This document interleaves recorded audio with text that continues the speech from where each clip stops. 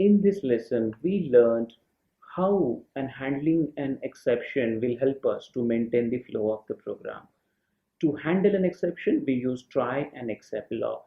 Try block is where we put all the code that we want to check for any kind of an errors, and the except block is where we catch those errors.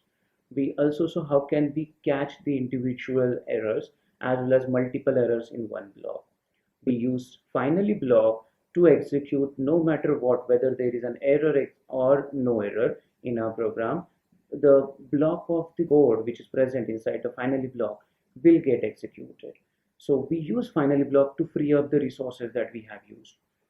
We use else block to make sure that the block of code will get executed only if there is no error generated by the try block.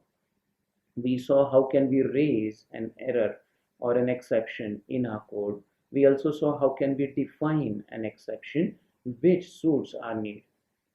So in my advice, whenever you want to consider or define your own custom exception, first consider going through the Python's built-in errors.